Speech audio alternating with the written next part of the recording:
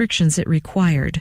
Gabriel died in 1862 at age 24. The parallels between his life and that of Saint Therese, the Little Flower, are compelling. Both died of tuberculosis at 24, emphasized that sanctity lies in small acts of kindness, and were known for their cheerfulness. But there was one key difference.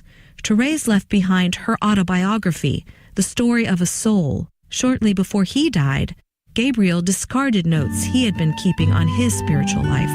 There's more about the saints along with inspiration and Catholic resources at our website, saintoftheday.org. From Franciscan Media, this has been Saint of the Day. Are you feeling lost in a sea of overwhelm? Hi, this is Coach Felicity with Stand Tall Today Coaching Minute. Many people find themselves challenged with overwhelm. Too many things to take care of, too many people to please, too much work to do. And in spite of their best efforts, they continue to fall behind with this overwhelm coming in like a flood. But that's not the abundant life that Jesus wants you to live. That's why Stand Tall Today has experienced professional coaches that will assist you in dialing down that overwhelm. They'll help you get a grasp on where you are and to create a plan that enables you to take bite-sized steps of action so you can live an abundant life. Why not take your first step right now? Go to standtalltoday.com and find a coach that is just right for you. Because life is simply too short to stay lost in a sea of overwhelm. This is Coach Felicity with your Stand Tall Today Coaching Minute.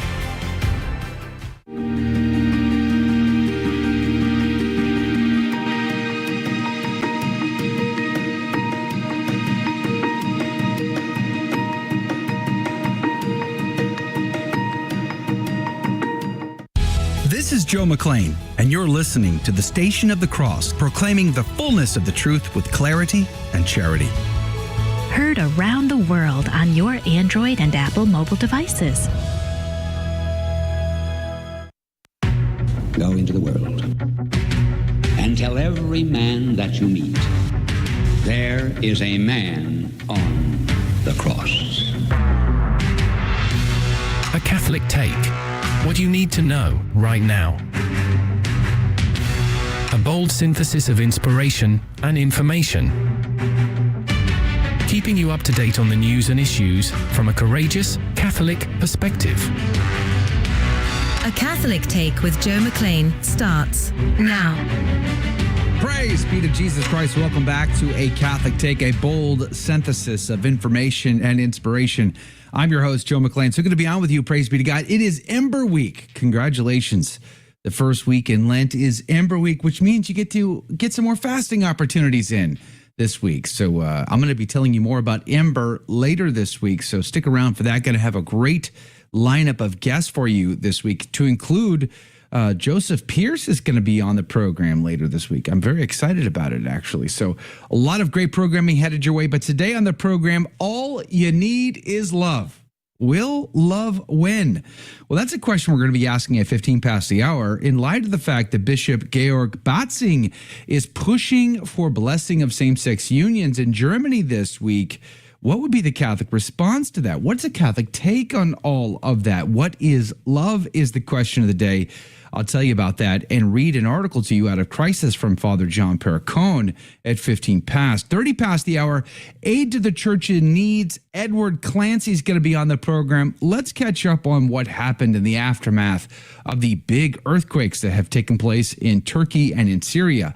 Also, what is going on in Nigeria with their elections, the Nigerian Christians being so persecuted over there? What can we expect? Edward Clancy fills us in at 30 past the hour. A lot of great stories to be discussed today. Do share us with a friend. We would be very, very grateful to you. Let's pray. In the name of the Father, the Son, and the Holy Ghost. Amen.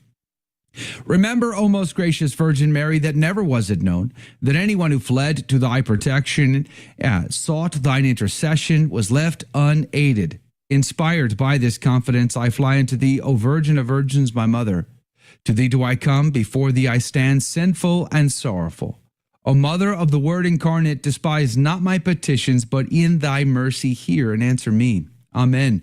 In the name of the Father, the Son, and the Holy Ghost. Amen. And now your saint of the day. Saint Gabriel of Our Lady of Sorrows, pray for us. I saw his relic just yesterday, as a matter of fact. Saint Gabriel was born on the 1st of March, 1838 in Assisi, Italy. He was one of 13 children. After a youth devoted to the world and society, attending the theater, chasing women, and the hunt, he was led to the Passionist order by Our Lady, making his profession on the 22nd of September, 1857. His life was not marked by great events or controversy, but given to prayer, sacrifice, and devotion to Our Lady and the contemplation of her sorrows over the suffering of her son Jesus. Many miracles are attributed to him after his death. He cured Saint Gemma Galgani when she prayed for his intervention, for example. Pope Benedict XV gave him as a pattern for young people. Saint Gabriel died on the 27th of February, 1862 in Abruzzi, Italy, of tuberculosis. He was canonized on the 13th of May, 1920 by Pope Benedict XV. Saint Gabriel said once, quote, I will attempt day by day to break my will into pieces. I want to do God's holy will, not my own, close quote. Saint Gabriel of Our Lady of Sorrows, pray for us. Now your headline news. LifeSite News reports 3 fires happen at 3 separate Mexican oil refineries on the same day. Is that a coincidence? 3 fires broke out on Thursday at different facilities in Mexico and the United States operated by state-owned Mexican oil company Pemex, leaving 5 missing and 8 others injured. The 5 were unaccounted for after a fire at a storage facility in the state of Veracruz that had sent 3 others to a hospital. The company said in a statement, the cause of that fire, which had been put out, had not yet been determined. Complete coincidence? Not so sure. Reuters reports death toll in Italian migrant shipwreck rises to 61. The wooden sailing boat carrying migrants to Europe had sailed from Turkey and crashed early on Sunday against rocks near Staccato di Crutro, a seaside resort on the eastern coast of Calabria. A total of 61 people have been found dead so far, while 80 were rescued, said Manuela Cura, a provincial government official. The vessel was carrying people from Afghanistan, Iran, and several other countries, and the victims included 12 children. A Breitbart reports viral Catholic prayer app beats Google, Facebook, and TikTok to top the charts. On Ash Wednesday, Hallow, a Catholic meditation, prayer, and sleep app, took a remarkable 3rd place on the list of top free iPhone applications on the Apple App Store. The Western Journal reported on Sunday, surpassing Google, Netflix, Spotify, Instagram, and TikTok. According to the report, by Saturday, Hallow had fallen by just 1 slot and ranked 4th, just behind TikTok, the Chinese shopping site Temu, and the video editing software CapCut. Good job, Hallow. Good job. Religion Clause reports the DOE proposes to rescind Trump-era rules that shielded student religious groups at public colleges. The Department of Education on Thursday released a notice of proposed rulemaking proposing to rescind 2 related rules adopted by the Trump administration in September 2020. Those rules required the public colleges and universities which receive DOE grants must not deny to religious student groups any of the rights, benefits, or privileges that other student groups enjoy because of the religious students' organization beliefs, practices, policies, speech, membership standards, or leadership standards, which are informed by sincerely held religious beliefs. The Department of Education also published a request for information on the effect of current free speech protections required by DOE grantees, and those are your headline news. Your gospel today comes to us from Matthew chapter 25, verses 31 through 36. Jesus said to his disciples, "When the Son of Man comes in his glory and all the angels with him, he will sit upon his glorious throne, and all the nations will be assembled before him, and he will separate them one from another, as a shepherd separates the sheep from the goats. He will place the sheep on his right and the goats on his left. Then the king will say to those on his right, "Come, you who are blessed by my Father, inherit the kingdom prepared for you from the foundation of the world. For I was hungry, and you gave me food. I was thirsty, and you gave me drink. A stranger, and you welcomed me. Naked, and you clothed me. Ill, and you cared for me. In prison, and you visited me." Then the righteous will answer him and say, "Lord, when did we see you hungry and feed you, or thirsty and give you drink? When did we see you a stranger and welcome you, or naked and clothe you? When did we see you ill or in prison and visit you?" And the king will say to them in reply, "Amen. I say to you, whatever you did for one of these least brothers of mine, you did for me." Then he will say to those on his left, "Depart from me, you accursed, into the eternal fire prepared for the devil and his angels. For I was hungry, and you gave me no food. I was thirsty, and you gave me no drink. A stranger, and you gave me no welcome. Naked, and you gave me no clothing. Ill and in prison, and you did not care for me." Then they will answer and say, "Lord, when did we see you hungry, or thirsty, or a stranger, or naked, or ill, or in prison, and not minister to your needs?" He will answer them, "Amen. I say to you, what you did not do for one of these least ones, you did not do for me." And these will go off into eternal punishment, but the righteous to eternal life. The Gospel of the Lord. Praise to you, Lord Jesus Christ. Haydock's commentary quoting St. Chrysostom said, "By setting forth to all the world the good works of his faithful servants, the sovereign judge silences the murmurs of the reprobate, who might otherwise object that they had it not in their power to do good. In the same manner, the conduct of the wise virgins was the condemnation of the foolish ones, the diligence of the faithful servant, of the sloth and drunkenness of the idle one, the zeal of the servants who multiplied the talents entrusted to them, of him that hid his talent in the ground, and the fervor of the observers of the commandments, of the negligence and remissness of those who are ever transgressing them." Close quote, St. Chrysostom.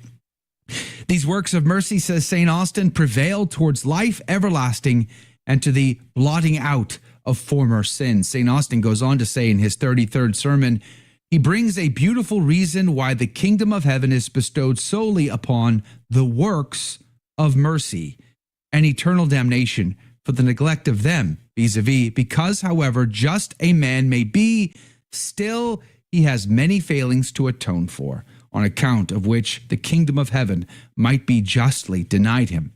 But because he has shown mercy to his neighbors, he deserves in like manner to have mercy shown to him. Wow, think about that for a second. Our judgment is based on how we lived our Christian faith. Not that we just professed our Christian faith, but we walk the walk and we talk the talk. It's both and. It's never either or. Our faith and our salvation is tied to how we live that faith out. Let us be the ones who see Christ in others and serve him well. Let us serve others, treating our neighbors and ourselves. That's the meditation for today. Boy, St. Austin had a lot more to share, in fact, and maybe, just maybe, I'll share some of that with you in the after show. But coming up after the break, I want to talk about something dangerous happening in Germany this week and what a Catholic take might be in response.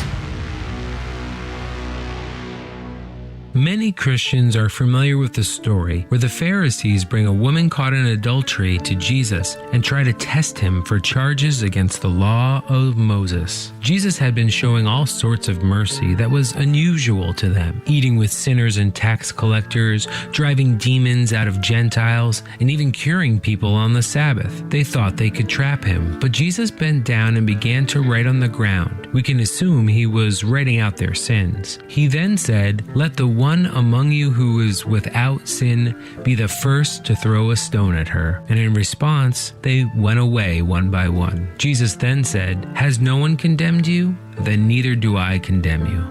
But Jesus continues, go and sin no more. It's fine for us to meet people where they are at with mercy, but we can't just leave them there. We must help them come to a place free of sin in their lives. This is Matt Maloney from knowthefaith.net. The Station of the Cross Catholic Media Network is dedicated to answering the critical need of access to quality, consistent, professional, and proven Catholic programming. We cannot rely on other media outlets to properly represent our church. Catholic radio reaches Catholics, non-Catholic Christians, and non-believers alike. As a nonprofit lay organization financially independent of your diocese, our apostolate is listener-supported.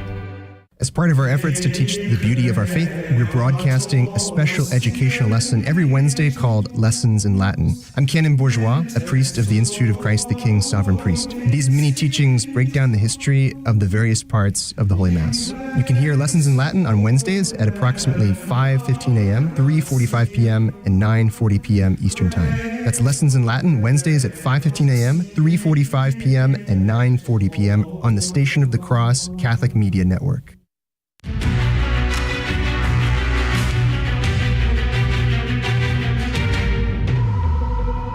Praise be to Jesus Christ. Welcome back to A Catholic Take, a bold synthesis of information and inspiration. I'm your host, Joe McLean. So I'm going to be on with you. Coming up at 30 past the hour, Edward Clancy is going to be our guest from Aid to the Church in Need. We're going to be catching up on the aftermath of the incredibly deadly earthquakes out of Turkey and Syria. So many thousands have lost their lives. Probably tens of thousands have been displaced in all of this. How are the faithful handling that there? Edward Clancy is going to join us to give us the latest on that. Plus, we'll talk about Nigeria. They've got elections going on there. And as we all know, they suffer persecution on a daily basis. So how fair are these elections? I'm going to be asking those questions to Edward Clancy coming up at 30 past the hour. Do join us if you can. There are lots of stories in the news, of course, that are of great concern to me, and I'm sure they are to you as well. And I saw a story out of The Pillar, thepillarcatholic.com. Headline says, German bishop leaders want common line on same-sex blessings ahead of the Synodal Way vote. And so this is happening starting today in Germany. They're all getting together to finalize their agreements, their plans, and they have progressed in spite of the fact that the Vatican has asked them to wait, hold up, slow down, back up. Guys, we can't be doing this stuff. And in spite of that even, they keep going. So I'm going to read a little bit to you here, but there's another article that I think ties into this nicely coming out of Crisis and Father John Perricone. All you need is love. So let me start with this article out of The Pillar. And again, the headline says, German bishops' leaders want common line on same-sex blessings ahead of Synodal Way vote. When the German Bishops' Conference meets next week, that means this week, starts today, the group's chairman will aim to see the country's bishops support the prospect of liturgical blessings for same-sex couples, according to local media. The German Catholic news agency KNA reported Thursday that Bishop Georg Bätzing will call for a common line in favor of blessing ceremonies for same-sex couples at the Bishops' Plenary Assembly in Dresden from February 27th to March the 2nd. The bishops' gathering will take place days before the final scheduled meeting of Germany's controversial Synodal Way, a multi-year initiative bringing together bishops and select lay people to discuss far-reaching changes to church teaching and structures. Among the documents scheduled for discussion at the March 9 through 11 Synodal Assembly in a paper advocating same-sex blessings in defiance of a Vatican declaration in 2021 that, quote, the Church does not have and cannot have the power to bless unions of persons of the same sex, close quote. The text, blessing ceremonies for couples who love each other, close quote, is due to have its second reading at next month's meeting in Frankfurt, after which it could be formally adopted as a resolution of the Synodal Way. Let that sink in for a second. Let that sink in for a second. These bishops are intending, in spite of the fact that the Vatican has already said the church does not have and cannot have the powers to bless unions of persons of the same sex. That seems rather insane. They're going to no matter what anybody has to say, to include His Holiness Pope Francis. Well, I think there's an interesting article over at Crisis, and the headline there says, "All you need is love." Now, we've all seen these bumper stickers. Love wins. Love is love. You see all these bumper stickers that seem to indicate that, golly gee whiz, if people just love each other, that's all that matters, right? Well, no, not necessarily. I think we have to define terms. And I think Father John Perricone's article tries to do this from a Catholic perspective. Let me read a little of this to you. It says, this past half century or so has been this past half century or so has seen the word love dragged through the mud. Once a queen, now a harlot. No surprise that beneath this strain, the word has lost its luster. Repeated blows have so flattened its majesty that it can mean anything, and thus it means nothing. In the past few years, this emasculation has reached new depths. LGBTQ plus agitprop has only buried love more deeply. What is it that they mindlessly chant? Love is love. Love has been invoked so promiscuously as to make it a veritable lie. This gives cognitive dissonance a new dimension. Imagine groups in 1943 reacting to Auschwitz and Dachau by joining in marches screaming, "More love." Hardly a solution to the final solution. More like Alice through the looking glass. Such is the latest folly reminiscent of those drug-addled hippies in 1967 placing daisies in the barrels of guns of National Guard soldiers. In the end, this gauzy antinomianism leads only to more death, the death of truth. If this be love, let us have no part of it. Such mindless groupthink, a witch's brew of leftist ideology and therapeutic culture, profoundly eviscerates love and is a profound danger to society itself. The Roman Catholic Church will have none of it because she alone shows the world the truth about love, for her bridegroom is love incarnate. Therein lies the answer, truth and love. And I would add, not love is love. All the virtues are regulated, guided, and ordered by truth. So it is that the cardinal virtues take their lead from prudence, an act of the intellect which applies truth to the exercise of all the rest. Of all the virtues, St. Thomas devotes the most time to prudence, citing no less than 8 integral parts. Without truth, a virtue is like a spinning wheel unhinged from its axis. It wrecks destruction, and it takes its pell-mell course. Love is no exception. Truth bridles its formidable power. The Greeks recognize love's fearsome wildness in plays like I can't even say the word. The revered oracle at Delphi not only warned Greeks to know thyself, but they often forgotten, yet no less important mandate, nothing to excess. Aristotle's In medio stat virtus essentially bowed to truth alone, to know the path to the good, thus raising virtue to the impressive heights of excellence. Love is not some homogenized virtue, one size fitting all. Its legitimate expressions fan out like a rainbow, and that array of lights is dedicated by truth. Sometimes love demands severity, sometimes tenderness. Still other times it translates as indifference. T.S. Eliot wrote in Ash Wednesday, "Lord, teach us to love and not to love." The enigmatic verse attests to the strict dependence of virtue upon truth. Otherwise, how can man know when to love and not to love except to consult the unerring standard of truth? Ecclesiasticus dramatically confirms the multi-layered vernacular of love in its 3rd chapter. Quote, "A time to kill, a time to heal, a time to love, and a time to hate." These sacred words are spoken by God the Holy Ghost, and while bracing to pious ears, they must be maddening to the dispositions of the sentimentalized Catholics who have surrendered to all the pieties of the secular left. Interesting how Henry de Lubac, he of the suspicious conclusions of supernatural, wrote precisely about trends like these in the church, making it a hostage to the world. Quote, "There is nothing more demanding than the taste for mediocrity. Beneath its ever moderate appearance, there is nothing more intemperate. It suffers no greatness, shows beauty no mercy.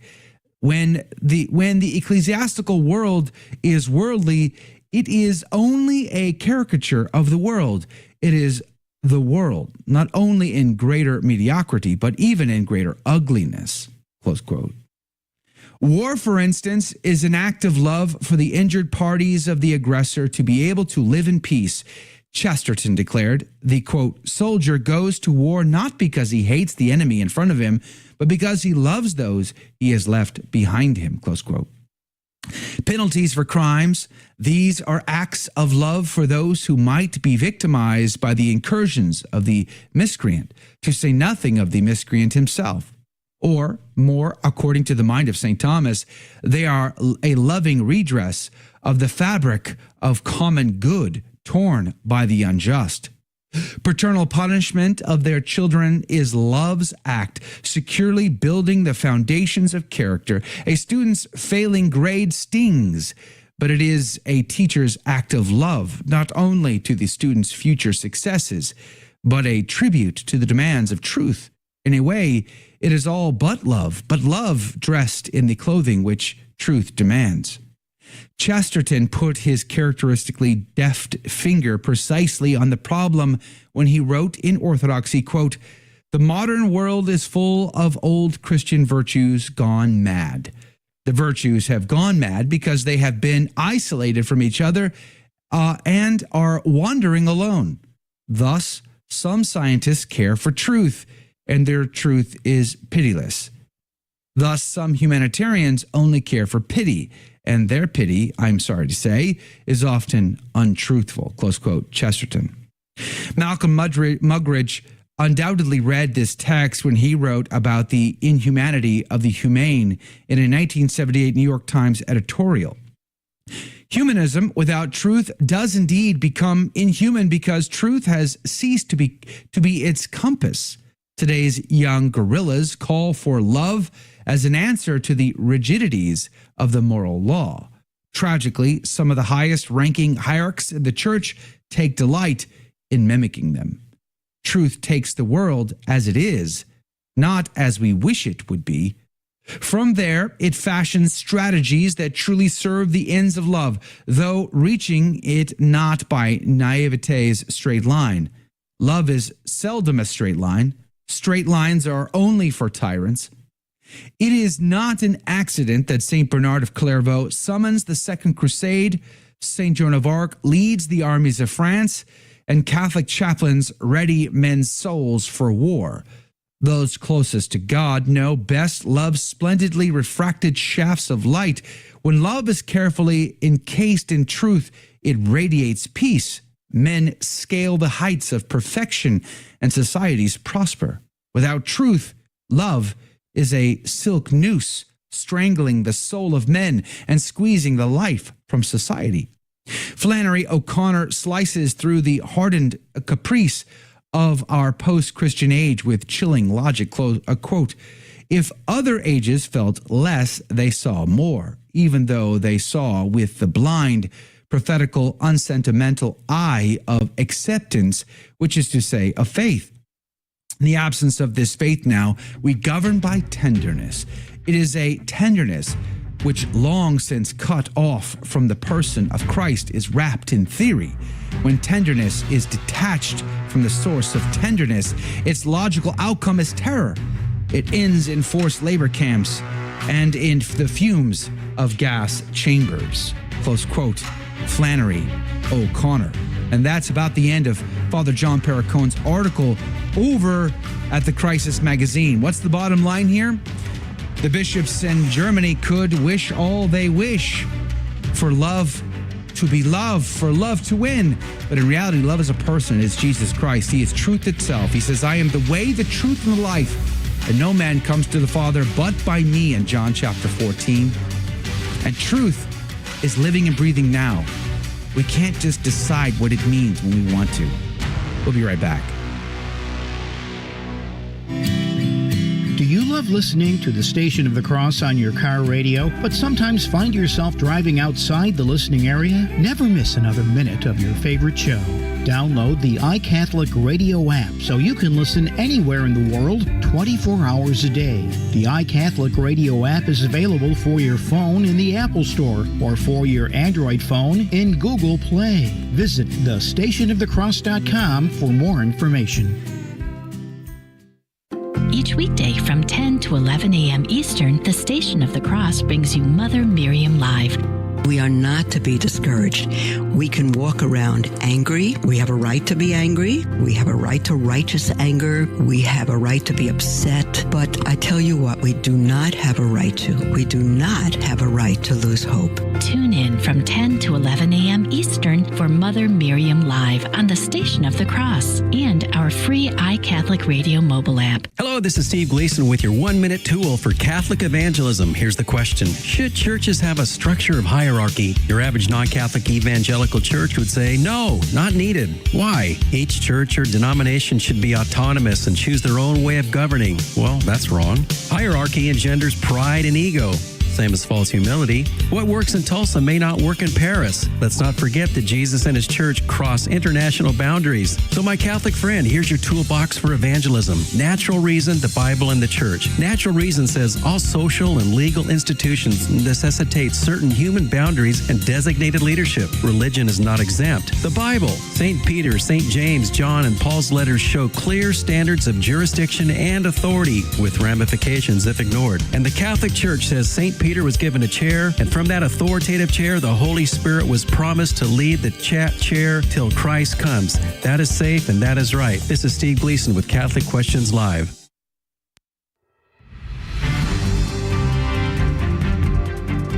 Praise be to Jesus Christ. Welcome back to A Catholic Take. And here are your headline news. The Wall Street Journal reports lab leak, most likely origin of COVID-19 pandemic. Energy Department now says. The U.S. Energy Department has concluded that the COVID pandemic most likely arose from a laboratory leak, according to a classified intelligence report recently provided to the White House and key members of Congress. Does that mean we're allowed to say that now? Just curious. Ground News reports launch of 4-man crew to space station SpaceX rocket aborted just before liftoff. In a frustrating disappointment, the launch of a SpaceX Crew Dragon capsule carrying a 4-man crew bound for the International Space Station was called off just 2 minutes to go because of trouble with a system used to ignite the Falcon 9's first stage engines. Cocaine Bear hits high with 23.1 million. Ant-Man sinks fast. Boy, what kind of world are we living in these days? The gonzo R-rated horror comedy film Cocaine Bear sniffed up 23.1 million in its opening weekend, according to a studio estimate on Sunday, while Marvel's Ant-Man and the Wasp shrank unusually quickly in its second weekend. I'm going to say we need a culture overhaul here. These are our top films. Fox News reports migrant encounters at southern border hit 1 million mark for fiscal year 2023, outpacing prior year. As of Friday, the total migrant encounters at the border were at 1,008,217 for the fiscal year, which began in October. Of those, 87.8% were single adults. Just 328,454 were expelled under Title 42, the pandemic-era protocol that allows border agents to rapidly expel border crossers. And those are your headline news. Joining us right now is Edward Clancy, Aid to the Church in Need. And there was that big story that came out last week, or last couple of weeks, of these huge earthquakes in Turkey and in Syria. I think it was over 10,000 had lost their lives. Tens of thousands have been displaced as a result. And we wanted to catch up on this story to figure out how people are doing there as a result to it, because, you know, headlines have moved on. Edward Clancy, good morning to you. Thanks for being on with us. Yeah, praise be to God. It is a very tough subject. Could you possibly give us I'm hearing from my producer. We're having audio trouble. We're going to get you on by cell phone, Edward. So hold that thought real quick. But let me just point this out. So as we all know, those earthquakes hit probably, I think it was 2 weeks ago, but there was multiple ones. In fact, just last week, there was another like 12-mile deep, 6-point-something magnitude. So it's a region of the world that has been severely impacted. In addition to this, while we're trying to get Edward on by phone so we get his audio, in addition to this, we also know that there are elections going on in Nigeria. And recently we have been reporting that, number one, Nigeria enjoys the highest rate of mass attendance in the world. But they're also one of the most heavily persecuted countries in the world when it comes to the Christian faith. And it has been a severe problem there. Fulani herdsmen often attacking these Christian villages, taking and kidnapping, raping and pillaging, and destroying their churches, and so much more. Many Catholic priests have been kidnapped, murdered, and ransomed off. It's a very severe situation, and almost no one is coming to the rescue. We did talk to Jason Jones last week. His organization is trying to provide security consultation to the Nigerians there, but it's also one of those topics that we are trying to cover quite a bit. So we hope to get to that as well. Edward, are you on by phone now? Praise be to God, Edward. Thank you again for joining us. Edward Clancy, Aid to the Church Need. Let's start with the Turkey-Syria situation. What is going on there on the ground?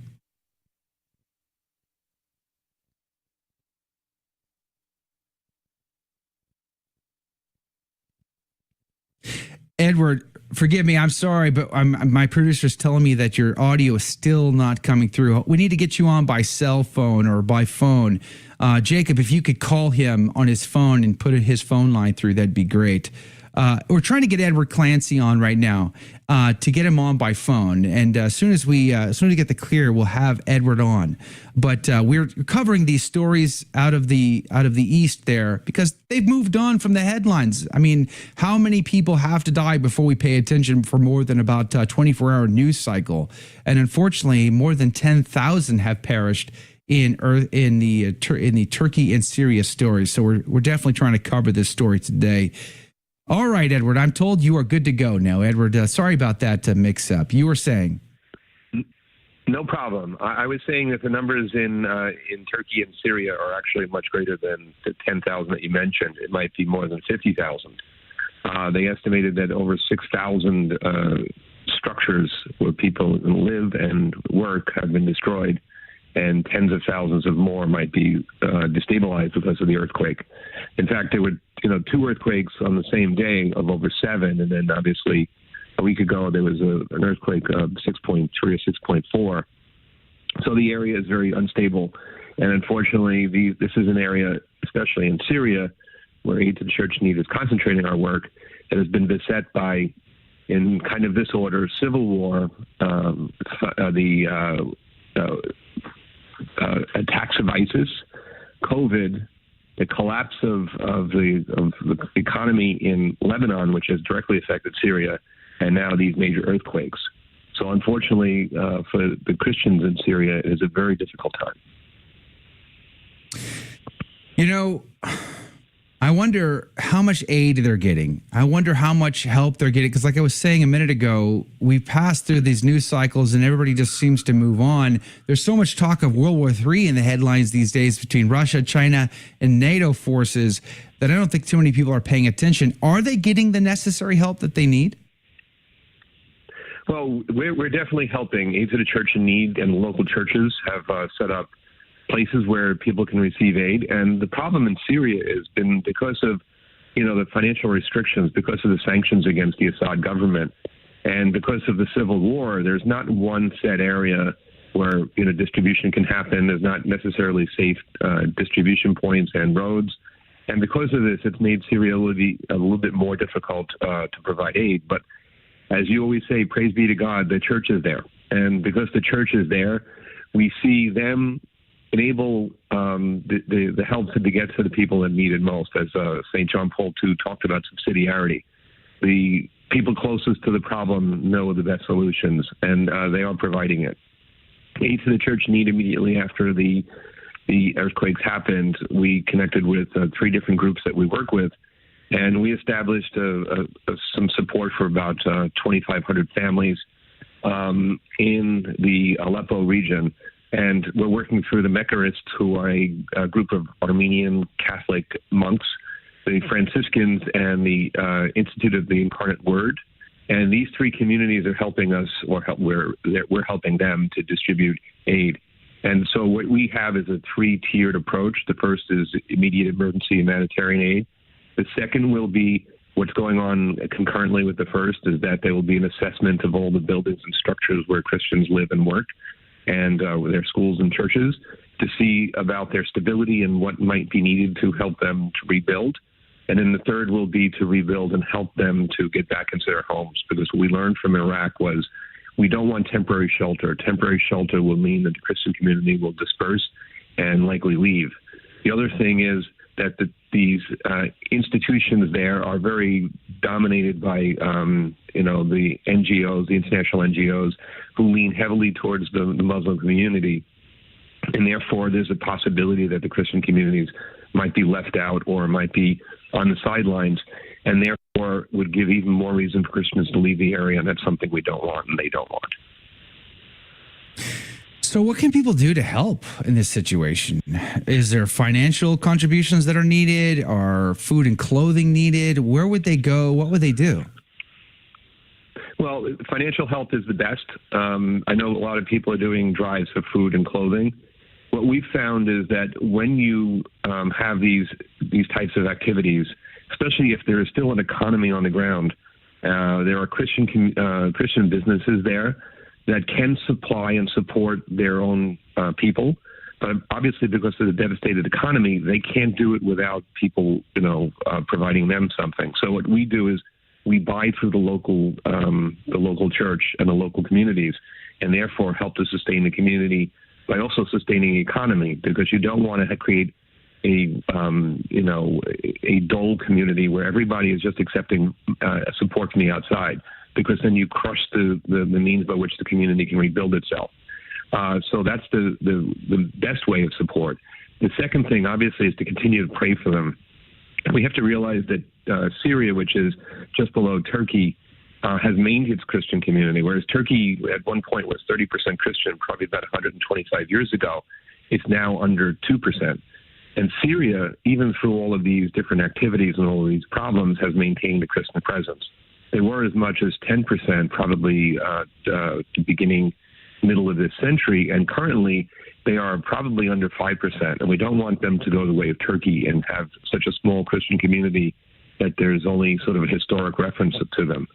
So that's an important aspect of what we do, is to not only to help the people, but help to sustain them and to allow them to remain where they are. How long is it going to take for these people to recover from this? One of the stories was, I think it was early last week, that they've even arrested building contractors because they've discovered in some of the construction of these buildings, they were more likely to collapse under things like earthquakes, which caused more devastation and more loss of life. So are they going to have to rebuild entire cities here? What is that looking like? Well, there is the possibility of a major rebuilding campaign. Obviously, some of these reports have come in, and we have to wait for the details. We have to wait to see, the truth in the matter. But there is the possibility that there has been some corruption. The thing is that it will be a long-haul project. It will be something about, as I mentioned, sort of a 3-tiered approach. The first one being sustaining them and keeping them alive, and the second assessing, and then the third rebuilding. So we are looking at probably a 3 to 6 month emergency support for food, clothing, and temporary shelter, and then going forward, slowly transitioning these people into homes or buildings or places of residence that would be stable and secure. So this is probably going to be a multi-year project. The thing that we do have in Syria is that we do have a vibrant Christian community. We have excellent engineers there, and that's part of the group that's being put together by Aid to the Church in Need and some of our partners. They are well-trained, understand the lay of the land, and also can make decisions that will have the quickest and best impact.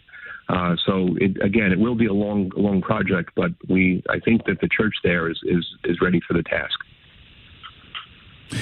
Wow, we're talking with Edward Clancy, Aid to the Church in Need. By the way, their website is churchinneed.org, churchinneed.org. And I'm watching this little video clip from your homepage here. Oh, again, Aid to the churchinneed.org is the website. And there's some of these images of the collapsed buildings, just like pancakes. It's just so devastating. And I remember watching some of the video clips last week of them carrying little, babies from the rubble. It's heart-wrenching to think about. And yet these people have been seemingly overlooked now because the headlines have moved on. And I didn't see a single related story in the news this morning when I was checking the news, not even one. So there's a great need here, a great opportunity. And I think especially during the holy season of Lent, the church has called us to prayer, fasting, and penance, and to give alms as a part of that program. So this is a wonderful opportunity for us to kill two birds with one stone, do something that's actually needed, and actually dive deeper into our Lenten penance practice. What say you, Edward Clancy? I agree. I agree that there's much need out there, and it's a good opportunity to help our brothers and sisters in Syria. This is a place, like I said, that's been beset by multiple tragedies. We had civil war, ISIS, we had COVID. Now we have all of these different terrible earthquakes in the area. Hold that thought. Edward Clancy, Aid to the Church in Need. Had trouble getting him going, but we fixed it. He's on. We are enjoying our conversation with him. Churchinneed.org is his website.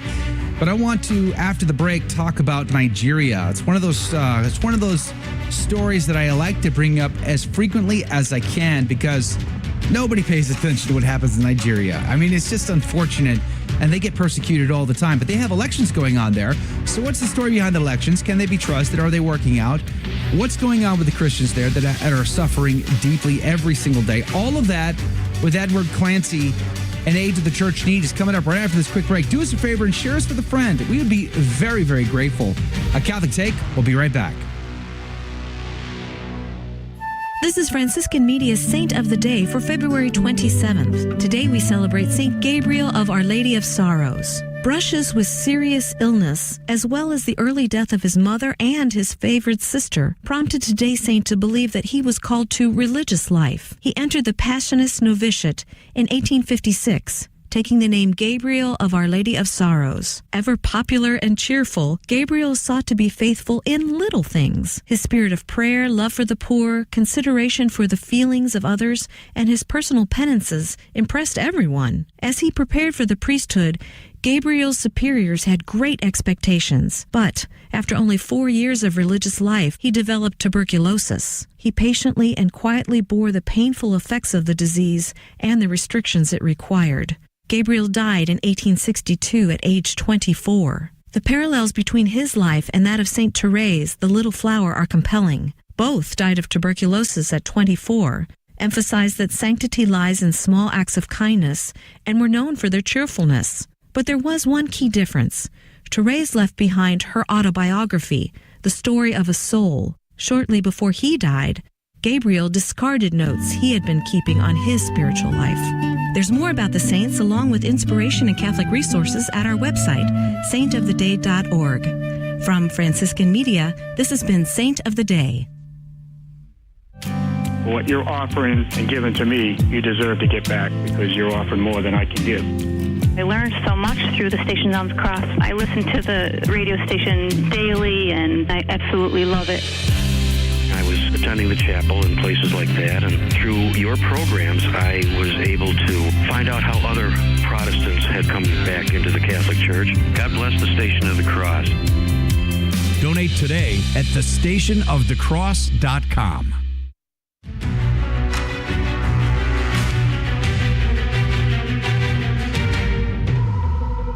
Praise be to Jesus Christ. Welcome back to A Catholic Take, a bold synthesis of information and inspiration. I'm your host, Joe McLean. So good to be on with you. Hey, coming up at the top of the hour, you can always listen to the Holy Mass. That's coming up next on the Station of the Cross and iCatholic Radio. But I hang out on the live video feeds for another half hour for what we call the after show. And there's a couple of censoring things that happen. We got a strike on the Station Across YouTube channel. They've kicked us off and slapped our hand for a whole week because we said some things that weren't approved in the news segments, not even in the conversation. Let that sink in. But then also, my friend Gabriel Castillo was just kicked off of Facebook for showing a bloody crucifix during one of his videos on Our Lady of Sorrows. So censorship is alive and well. We'll talk about that in the after show, in the live video feeds. I'm on YouTube on my channel. We're still on Rumble, so check us out there. Look for the Station of the Cross. We'd love to see you. Praise be to God. Joining us right now, though, is our good friend Edward Clancy from Aid to the Church in Need. Joins us now by video and by cell phone. So it's the best of both worlds. We're glad you're on today, Edward. Thank you again for being on with us. Last week, I read a story out of Catholic News Agency that said Nigeria enjoys the highest mass attendance rate in the world. I think it was like 94-ish%. Compare that to an average of 17% in the United States. Quebec was at 98% 100 years ago. Now it's down to, I think, single digits. It's so low. So most of mass attendance has dropped around the world. And yet Nigeria, in spite of the persecution that they suffer every day there, is enjoying a high mass attendance among the faithful. And now we're seeing that they're having elections. And I wondered, just how good are these elections for the faithful? What say you, Edward Clancy? Oh, Nigeria. Oh, God bless Nigeria. Not only are they faithful, they're one of the greatest sources of vocations around the world, both in religious women and priests. Quite amazingly, all of the seminaries that we support there are full, and they seem to be uninterred. They're not affected by all of the violence. And as you mentioned, that Nigeria has had a lot of problems. If we look back in the last 14 years, Nigeria has been the highest, the place with the greatest number of Christians killed or wounded or attacked for their faith, averaging somewhere close to 3,800 people per year who have died in the last 11 or 12 years. Just to give you a context, back when ISIS was attacking Syria and Iraq, each of those years, 2013, 14, and 15, Nigeria is still the top country in the world for violent attacks against Christians. As you mentioned, the people go to church, and in fact, last year in Ondo, when there was the attack on Pentecost Sunday, the next week that very same church could not contain the crowds, even after the attack. Wow. And that just shows you the number of people who are willing not only to express their faith, but to do it, in the face of this violence. And as you mentioned recently, there was an election yesterday or 2 days ago in Nigeria, and the issue has been violence and attacks, even at polling places or at places where people have gathered. Up in Borno, the market was set ablaze. In the area of Katsina, there was an attack. In the area of the river states, they said that there was numerous violent actions. We've had videos come across of people not saying that they were not allowed to get into their polling place, even though it was supposed to be held open. So there's the independent Nigerian Election Commission, which is supposed to be releasing results.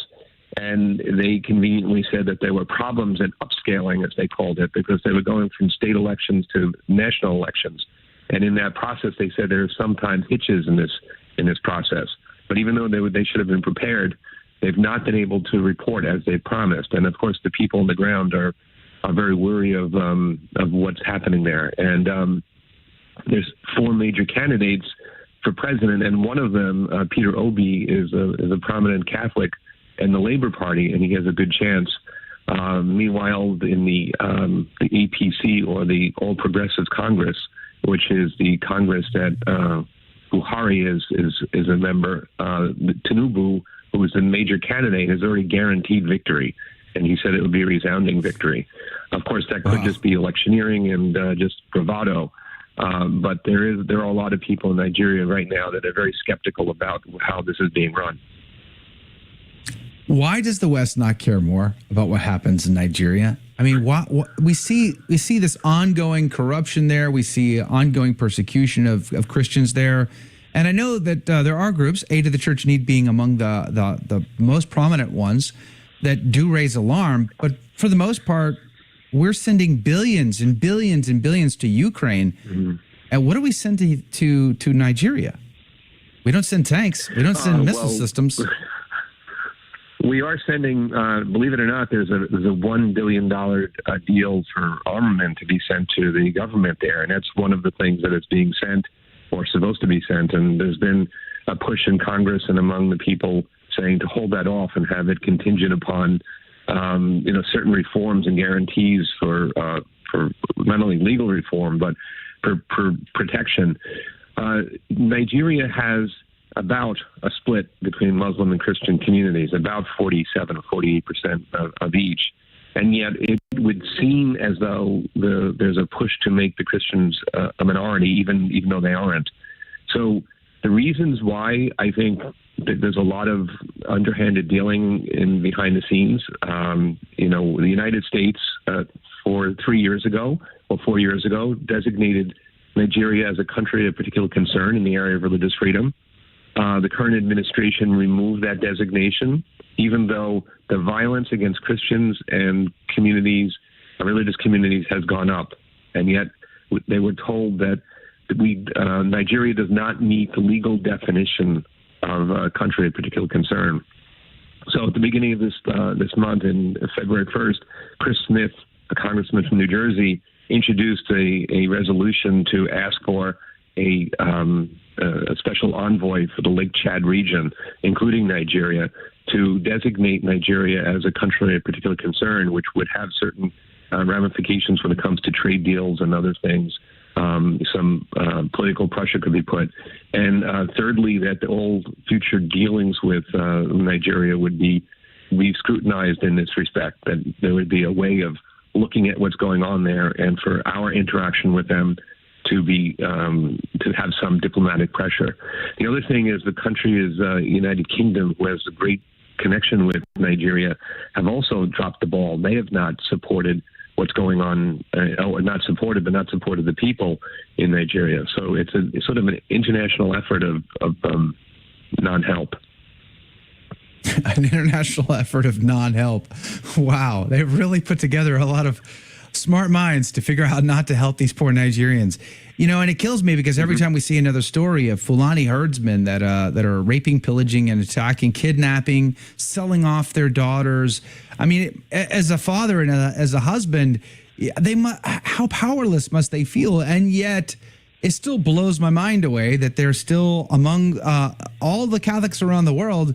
They still hold tight to Christ. They still go to Holy Mass. Yeah. They haven't abandoned their faith. Yet in the West, if my Starbucks is a little too hot, forget it. Okay, I'm out. Like if the homily goes 1 or 2 minutes longer, I'm the first guy racing to the parking lot to get out of Dodge because I can't have my Sunday football game, or now it's hockey season, I suppose, interrupted. So it just seems really insane to me that we see before us a great persecution of the faithful, and we're literally doing almost nothing to solve that. What would be your biggest advice, especially during the holy season of Lent? What could we do in the West that would be the most helpful? You got about 15 to 20 seconds, Edward Clancy.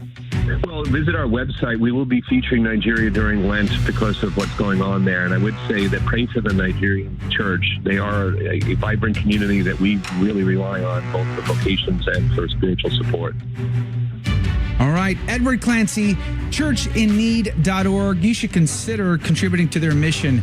They do great work. Churchinneed.org. God bless you, Edward. I appreciate your patience getting you onboarded today, but I really enjoyed our conversation. Thanks for catching us up. Look forward to having you back very soon.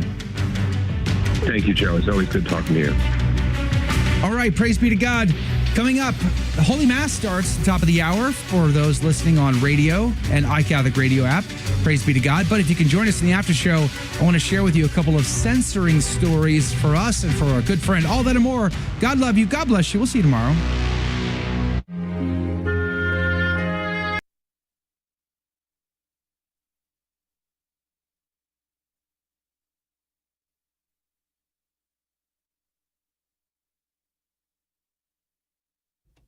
All right, Joe, we're clear from the air, and we are live on the after show.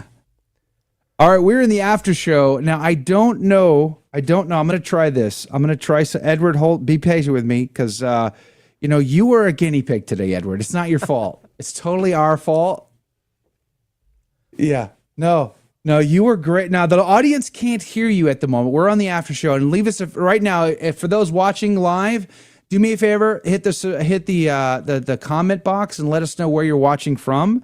But I was using poor Edward as my guinea pig this morning because I got brand new equipment over the weekend, and clearly I did something wrong because the audio wasn't working.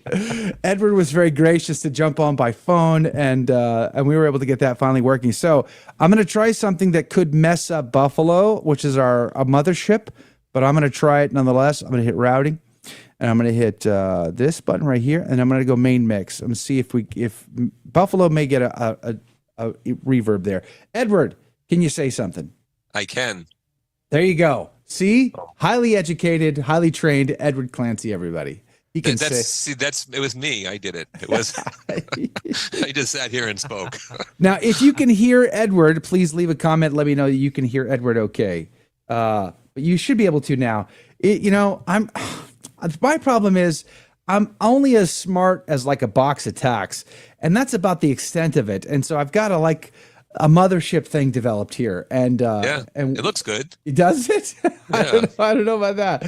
The Buffalo setup was way more sophisticated, but nonetheless, praise be to God that we are trying to get this done.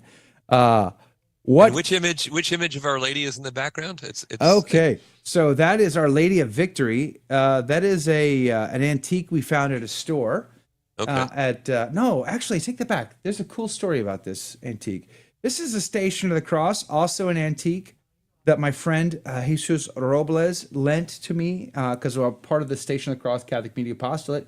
We have an actual Station of the Cross behind us, and the statue of Our Lady of Victory. My wife, I was coming back from, I was on a mission trip in Arizona last year, and I got back and I was tired and I was exhausted trying to recover. And my wife's like, can you take me to a garage sale? And I'm like, no, I don't want to go to a garage. No, I don't want to go to a garage sale. And she's like, I need you to take me to this garage sale. I'm like, okay, whatever. She pastored me, and I'm like, I probably ought to do that. It's probably a good husband to do that. So you see my cheat sheet, Sharon. I have to because I'll forget. I'll say the other name, the old name, as I've done. So my daughter made that for me. Anyway, so I go to this garage sale, and my wife went to go look for this statue in particular. It was here in our neighborhood, and they were trying to sell all their stuff so they can move or whatever. And so she's looking at this, and it's damaged. My wife's like, I don't know that I want it because it's damaged. I'm like, that's called character. What do you mean? That's patina. That thing's got history. So I made her buy it because I thought it was beautiful. But while she was like debating him and hawing, I start looking around. And what do I don't have it. It's not in my room. It's not in my office, my studio. It's downstairs. But we have on the floor, I found, because what they did was they turned their entire house into a garage sale. So you walk into their house and all of their stuff is everywhere, and you buy whatever you want.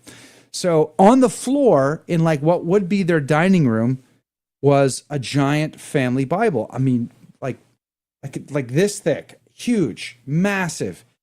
I'm like, oh, that looks interesting. So I pick it up and I look at it. It is a Haydock Bible from the 19th century. Yeah. And immediately my mind is blown.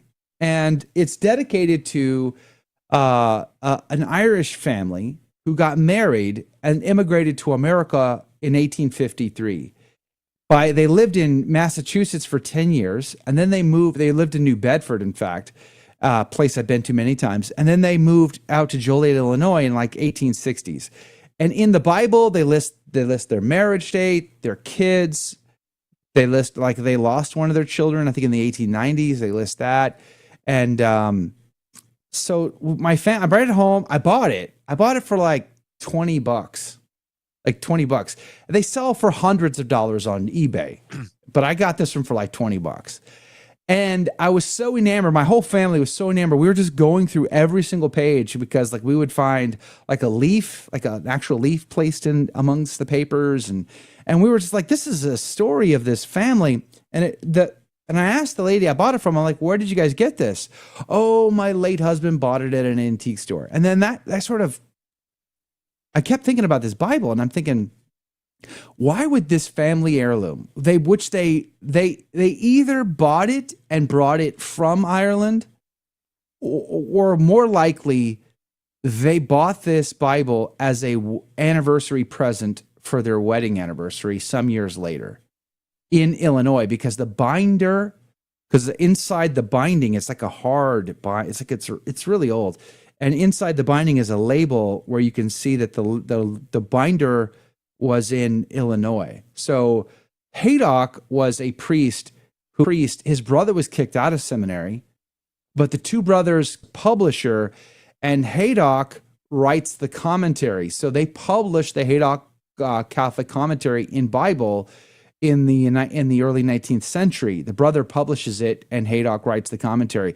It is a fantastic commentary. I use it all the time in my covering of the gospel. So to have one is just utterly amazing to me. Number two, it's in great, fantastic shape. And then number three is just the story of this family. So I have this idea, and I'm holding on to it, but I'm hoping to actually produce a documentary film on this Bible, where, in fact, in my town here is like the world's most foremost expert on Haydock commentary Bibles. So I'm going to go hang out with him a little bit, but I want to do some ancestry type of work to figure out where this family is today, and why this Bible left their family. Why wouldn't their descendants have this Bible? Why wouldn't it be still in their family? And I think if I find out that their family is still Catholic, that's my key. They got to be Catholic. I don't want to give this over to non-Catholics. But if they're Catholic, I'm giving this Bible back to them. And but I want to film all that journey. I want to do a documentary film on that whole thing. So, I don't know. Interesting side note about this. This Our Lady of Victory led me to the Bible, which is leading me to a future project. That's kind of the long story short there. But anyway, hopefully everybody can hear Edward now at this point. Should I be speaking so that they? Yeah, you certainly can. Okay, that's good. How has your life been, Edward? You know, we got an audience here, but how have you been in general? I've been okay. I mean, I was reminiscing. We met when I was traveling with Bishop Balin, Camilo Balin. I remember very well. Back in 2014, I think. A long time ago, yeah. Yeah. Unfortunately, the bishop is met his is hopefully with his maker now, as with Christ. He passed away a year and a half ago, but yeah, no, we've been okay. That was the beginning of my marriage, and now 2 children. Congratulations! Thank you. Yeah, you still live in New York? Yes, yeah, New York. Praise be to God. Are you still in Texas? Or I'm still in Texas. I was just in Buffalo last week. I spent most of last week in Buffalo. Barely made it out alive with the ice storm coming in, but by the grace of God, I did make it home, and it was a great trip. I really enjoyed my time. So I'll be visiting Buffalo, New York area probably once a quarter at least. So trying to avoid New York City as much as possible is my goal in life. Although we do need good influence. So anytime you do want to come, sure, guilt trip me, twist the arm, make me feel guilty. I live in Brooklyn, and one of the signs that you enter Brooklyn is that I think at one point 1/7 of all people in the United States trace their roots through Brooklyn. Really? Yeah, some ridiculous thing like that, and it had to do with immigration. Yeah. Wow. Because they would come off the boat in Manhattan, and the closest place to Manhattan was Brooklyn. So a lot of the early immigrant community started in Brooklyn. Yeah. And in fact, the Diocese of Brooklyn still has the most international mix in the world, other than the international dioceses like Rome. Really? There's mass said in over 100 languages. Wow. At one point during the year, in over 20 languages regularly. So every week is. That's a lot to handle. Yeah, that's a lot to handle. Praise be. I go to the traditional Latin Mass, and that's one thing I kind of like is we're all equally lost. Yes, that's true. I agree. We have one here. Please God, I hope it remains. Yeah, amen. Yeah, but but it's a great equalizer. Latin is a great equalizer. I mean, I love it, and our parish is very diverse. Actually, I was on the parish council a number of years ago, and the priest was talking about, oh, we have to bring the Spanish speakers and the English speakers together. And I said, go to Latin and everybody will be together. Everyone. And he was open to it. Unfortunately, you still needed the special indult, the special permission in order to have it happen. And because we had 10 blocks, they didn't want to introduce another one. So that's too bad. But the former pastor is, he's pre-Vatican II, so he was, he was ordained before Vatican II. So he was obviously familiar. And our new pastor, believe it or not, is the representative for the diocese for the traditional Latin Mass. Really? And he loves it. And he's a young guy, 32 years old. And praise be to God. I hope to, speaking of New York and Latin Mass, I hope to get Father Gerald Murray on later this week to talk about that. His commentary on World Over Live was very good. And I've had him on a number of times. He's a great guest, really, really sharp. He's a good friend of Aid to the Church in Need. He's really a wonderful priest. Yeah, really praise be to God. Hey, speaking of good friends, let me shout some people out here real quick. Yvonne, good morning to you. Katie, Paul, good to see you. Kim Sunderman, Maura, good morning to you. How's Ohio these days? How's the weather over there? Praise be to God. It was like 80 degrees here in Texas over the weekend. Bridget Dunn, good morning to you. It's good to see you. Praise be to God. Let's see here. Scrolling down. Sharon, good morning. Good morning, Sharon. Thanks for hanging out with us today. Alberto from the UK. Nice to see you, my friend. Euro, good morning. You must be a new commenter. I don't yet have I have some sounds, but not. I'm dialed. I just got this thing on Friday. Or I got it last week, so I just worked on setting it up, and there's still some tweaking to be done. But eventually, I'll have some nice sound effects for you, because we're going to be doing a game show, so we're going to line up some sound effects that way too. Let's see here. We're not streaming on Station of the Cross because they kicked us off because I mentioned a news story about the vaccines, and you're not allowed to do that. You can't mention news stories about vaccines because they don't approve of them. So they slapped our wrist for a week. We're not allowed to stream over there. Sorry, I missed it. Missed it. Where in New York is he? He's in Brooklyn. He's in Brooklyn. Brooklyn, Don. Brooklyn. Now, where are you from originally, Edward? Brooklyn. I was born here in Park Slope. You don't have the Brooklyn accent. That's the fault of our Catholic nuns here at St. Thomas Aquinas. Let's blame. Shall we blame them for the trouble? They were very good at educating speech, or at least giving us the proper lessons. And I guess they just stuck. Good times. Good times. I'm sorry. I can try. I can say Mira. Yeah, I got the law. Yeah, that's hilarious. I'm gonna go park the car. That's Boston. We talk about Boston. It happens here too. Really? We have a very eclectic blend. New York, Brooklyn accent has a very Dutch influence, whereas the Irish affected more of the Boston accent. Yeah, Boston. My wife's from North Shore, so I get it all the time. Oh wow, great. Yeah, Patty. Praise be to God. Glad to hear you are on the program today, Patty. June Ybarra, good morning to you. Appreciate you guys hanging out with us today. Normand, our friend from Hawaii, good morning. Thanks for being on with us. You know, another thing that really annoyed me today, on Facebook, I saw a post this morning that my friend Gabriel Castillo was kicked off of, deleted his account permanently because he dared to show a bloody crucifix in one of his videos on Our Lady of Sorrows. I mean, like, Gabriel doesn't talk about anything controversial unless you consider Christ crucified controversial. So Gabriel, I mean, we had him on, 2 weeks ago, guys. So you remember that. But just pray for him because, his work is so beautiful and so inspirational. It breaks my heart to see them persecute him. But our Lord said in John 15, they're going to hate me first. So if you're a disciple, then expect to be hated. And I think he's right there. Isabel, good morning to you. Thanks for hanging out with us today. Appreciate you being on with us. Really do. Over on Rumble, I see Gunslinger and Lace Dragonfly and Sci-Fi Mike and Sharon.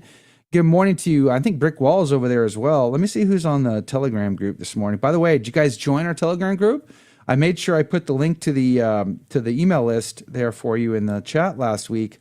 Hopefully you guys signed up. I see Paul is on, Sharon on Telegram. I see Yvonne over there. Mike K. Paul, is that the Basilica I missed when I was in Buffalo? Paul, I've got to go visit that next time I'm in town. But the next time I'm in town won't be an ice storm, so that'll help. But that is gorgeous. I can't believe I didn't get to go there. That's too bad. It was just too busy.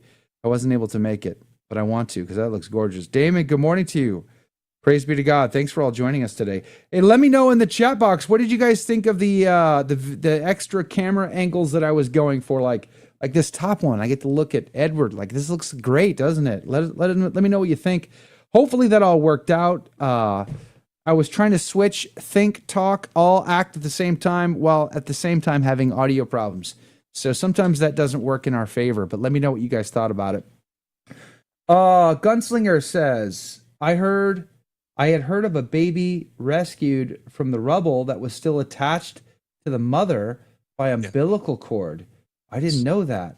And the baby was brought to the remaining family. So mom had passed? Not only the mother, but the mother, the father, and 2 siblings. So there was 5 in the rubble, and only 1 survived. It was the newborn, and she apparently delivered it either during the collapse or right after. I totally missed that story. Yeah, little girl, and obviously there was a great sensation about it. Amazing story, but a lot of people were asking to adopt the little girl. Wow. But there are family members remaining, so Wow. But it's a tragic way to enter the world. But you look at sacrifice and how God protects the child in the womb. That's an important thing for God. It should be for us as well. Wow, that's just rough to even contemplate. This poor woman gave birth while stuck in the rubble, and then passed. Yeah, they're actually not sure if it was during. Again, it's just one of these unfortunate tragedies. But God writes straight with our crooked lines, so you can find some good thing to come out of everything. Wow, that is really, really rough. Sharon says, "Joe, you're a natural. You looks professional." I don't know about all that, but it's definitely a great start in the right direction. So just so you know, Edward, I don't know I think I told you, right? I left the Guadalupe Radio. I'd been with the Guadalupe Radio Network for 10 years. That's where you and I met when Bishop Balim was touring the United States, which is such a cool story, actually. But recently, I took up a leadership role at the station across iCatholic Radio. And so we moved the show over. It's called The Catholic Take now. It was called Catholic Drive Time, which is why I have the cheat sheet in front of me to remind me to say the right thing, which I messed up. You get programmed into Catholic Drive? No. Yeah, Catholic muscle Take. memory. I did it last week. I actually used the wrong name once last week, and my insiders were like, what's your problem? Get it right. So anyway, so that's been fantastic. We have some wonderful actual plans for our future. We're going to be doing some great things. And the team, I got to meet the team last week. Really incredible team of. Did you meet Father guys. McTeague? I listened to him regularly. Yeah, I had Father McTeague on my show on Monday, as a matter of fact. He's part of our team. Praise be to God. He's really good. Every time he talks, it's funny because you'll talk to Father McTeague and privately, like off air or whatever, and he talks so positively about the Jesuits, because he's a Jesuit, right? And I always go, do you read the same headlines that I do? I'm just curious. Like I joked with him on LinkedIn. He said, I respect you greatly, but I've always been much more of a Dominican supporter than a Jesuit supporter. Ouch! Yikes! Shot across the bow. I'm now permanently. You've been banned. You are permanently put aside. Yeah, no. Yeah. I was touring with a French Dominican with the relics of Mary Magdalene some number of years ago. And we were on EWTN, and Father Mitch, and obviously the two of them, Father Thomas and Father Mitch, talking. Yeah. And of course, they had a little rivalry off the air, and it was talking about how, that the were created to counter the Albigensian heresy. And so Father Thomas says, "Do you know any Albigensians?" And he says, "No, I don't." He says, wasn't the Jesuits started to stop to counter the Protestant Revolution? And he said, "Yeah." He says, "I know a lot of Protestants." That's so good. So it's like one of those. Oh, okay. So busted. Yeah. That's baller right there. I got to remember that one. Yeah, well, I happen to know a lot of Protestants. Just saying. I know a few. Yeah. If you see any Albigensians, I mean, you meet one, right? That's so good. You gotta love a good ribbons. That's so good. Yeah, I didn't give Father Mateg a ribbing though. I mean, so I just smiled. I did in LinkedIn, so I don't know. It's like permanent. It's emblazoned forever. I mean, I kind of feel bad at Jesuits that are left, right? Because there is a rich tradition, there is a rich history. Oh, absolutely. I love the Jesuit, the Jebi stories, as I call them, out of the English missions in the 16th century, 17th century.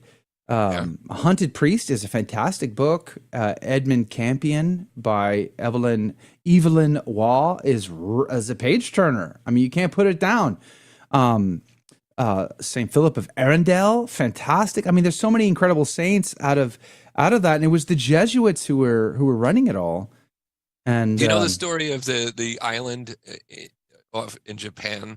There's a small fishing island that was, visited by Jesuit missionaries, and of course we don't know who those missionaries were, and they had given them the faith.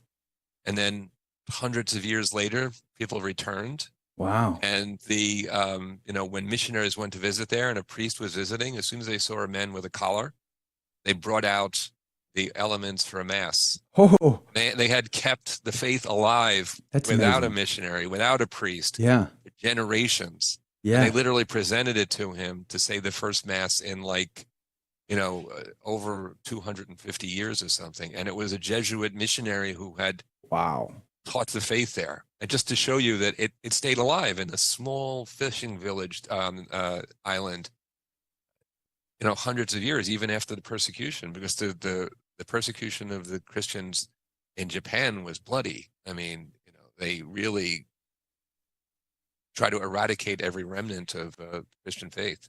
That's incredible. I think I shared this not long ago, but I'm a big fan of Saint Maximin Kolbe, and I read his book when he was about when he was in Japan, when he went to Japan to start a new monastery there. And when he first showed up, he didn't have permission to be there. So he starts by going to the chancery, the local bishop in Nagasaki, and the bishop happened to be out of town. And so he's like, listen, I want to start a monastery here. I want to print the Night, the Immaculata, in Japanese. I don't know Japanese, but I got to learn. Can anybody help? What do you think? Is it okay? And they're like, well, you got to wait for the bishop to return. So he waits for the bishop to return. The bishop gets back, and they didn't really want him there, but at the same time, he could teach in the seminary. So they needed people to help teach in the seminary. So he agreed to teach in the seminary in exchange for the ability to start printing the Knights of the Immaculata there, and which they did. And then he went to go look for land. He became good friends with the bishop. The bishop was good to him. And he went to go look for land in Nagasaki, and he was poor for starters. Like they were basically starving to death for most of the time, and they lived in a shack. And ultimately, they did find a piece of land, but this land was like cheap. And the reason why it was cheap is on a hillside in Nagasaki, because nobody ever wanted to buy it. The people it was a group of guys who owned it, and they couldn't really ever sell it permanently and someone develop it. And nobody wanted to develop it because that's where they slaughtered Christians. So on that, in that property, he found an idol to Buddha, and he went to go remove it. And he instead put up an image of Our Lady. Like he built a grotto there, and they would come destroy the grotto. He would always rebuild it. But nonetheless, where he found this underneath this idol was a crucifix that he found that was left over from the Christian persecution there. So the Christians who suffered and died as martyrs in that spot left that crucifix hidden there. And it was Max Kolbe who found it. So it was a really cool thing. But the Jesuits, they had a rich history, a powerful history, but I think they've turned a leaf, unfortunately, and so many of them have just gone down a different direction. But there are still a few good ones, Father Mateg being a good example, also Father Mitch Pacwa being a good example. And I could appreciate their desire for it to still be great, because of that tradition. But it's truly a troubling time, and we would love to see the Vatican get involved, similar to how they've gotten involved with other orders like the Legionnaires, for instance. Let's see here. Let me go through the commentary here to make sure catching everybody. Let us know if you guys have any questions for Edward Clancy. By the way, we have a few more minutes with him. From Aid of the Church in Need. If you have any questions about any, the work that Aid of the Church in Need does, or any of their stories on their website, might be a great opportunity for that as well. Trying to learn to hate the sin and love the sinner. Same-sex blessings just can't. Yeah, Sharon, that's the trouble, isn't it? Like the bishops pretending the truth doesn't matter is scary. That is going to have lasting ramifications. And the fact that the Vatican has already said, don't do this, and they proceed to do it anyway, what do you call that? Like, if these bishops continue on this course, they're, as Father Murray has said on a number of occasions, they're headed down the schism trail. That's a sad day for the church in Germany. A real sad day for the church in Germany. I mean, you don't even have to go too full. You don't even have to put on your tinfoil hat to come to these conclusions to say the church has spoken out against this. They have condemned this because it's not good for people. It's not the best thing for someone who's struggling with same-sex attraction. This isn't good for someone who might have gender dysphoria. The best thing that for these people is truth, but it's compassion, but it's truth itself. And we can't pretend as though sin is somehow not sin. That's not going to help anybody. That's a message of disaster. And these bishops seem to embrace that because they seem to want people to like them more, I guess. I don't know. What is Edward's link? I'm going to put that in the comments right now. It's churchinneed.org. Churchinneed.org. So anything interesting going on at Aid of the Church in Need besides obviously covering these big stories? What's the most interesting thing going on over there right now?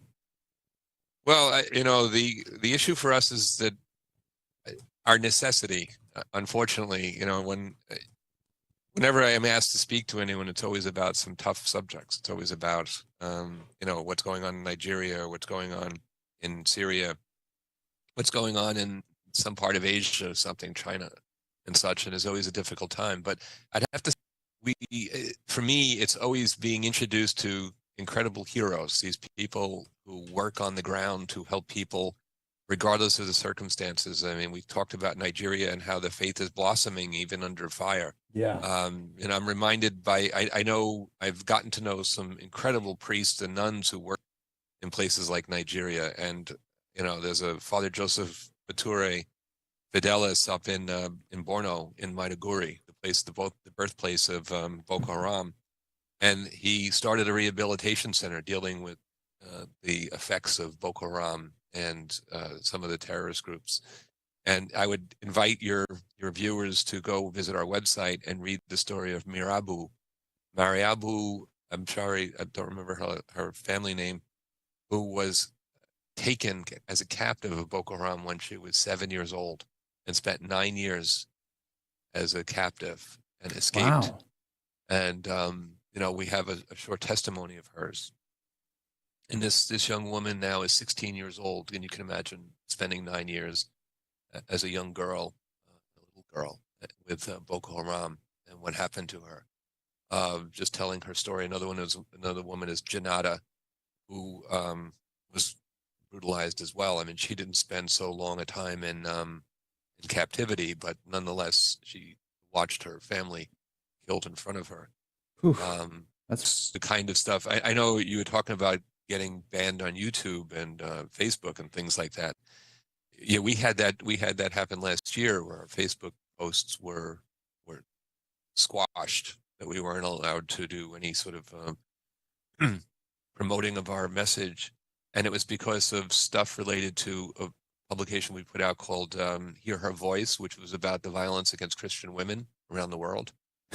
And like what is so scandalous about that? Like, why is that not allowed? Yeah, right. Exactly. It's news. If it's an assault in Houston or in Brooklyn on the news, it's not a big deal. But if it's in the context of it's a Christian woman in Nigeria or Pakistan or somewhere else, apparently it is. And that's where I think they hide behind the algorithms. They always talk about these algorithms, that AI technology, which makes decisions so that it's not emotional and it's totally logical, when obviously whoever programmed the logic doesn't have common sense. What did Abraham Lincoln say about common sense? It's not so common anymore. Yeah. And I think it's really tough stuff for both you and for us. We always have to watch what we say, but it's difficult to do that, to walk that fine line and also deliver the message, because that's what we have to do. We have to be able to tell people what's going on for changes to be made. You were talking about what's going on in Nigeria, and it's not news net yet because we can't verify it. But up in Borno, they set the market ablaze. There's this huge, they call it the Monday market, where people come to sell their goods Monday morning, and it's burning, just burning. And this is right about the time that they were doing the vote tallies. And then in the Rivers state, the same thing. They said that there was all of this thuggery. And then right before the election, a week before the election, 28 women and children were abducted from a church. Wow. And, because they were coming together. And there are 4 candidates that are considered major candidates. And one of them is this Peter Obi, who is a Catholic and who has a good chance from the Labour Party. And they've been doing everything they can to squash the Labour Party support and the ability for the Labour Party to get people to register to vote. And because one of the things they have in Nigeria is you have to have a voter card, and you have to apply for the voter card. And all of the very sort of Christian areas were having difficulties in getting their forms and getting their processing for the voter card. So there were a lot of disenfranchised voters to begin with. And then now there was, video of a woman saying, "You're changing the votes." Like she's literally videoing the election results being put on some sort of tally sheet that's supposed to be then inputted into the independent Nigerian Election Commission's reporting system. And she's saying, "You're changing the votes. You're not allowed to do that." And he's just like this. It's like waving her off. And so, we see all of this stuff, and is it true? Is it speculation? Is it not? We know one thing: the people there are just not happy. They're not satisfied with the way the elections are being run, and it's unfortunately not a good environment. We're gonna run out of time now. Edward, thanks for sharing this. I'm gonna have you back soon. I want to have you on more regularly. Actually, I would love to. Churchinneed.org. Do us a favor, support them, share the news about them. God bless you, Edward. Thank you again for hanging out with us today. Very welcome. It was good being your guinea pig. All right. God bless you all. See you tomorrow. Take care.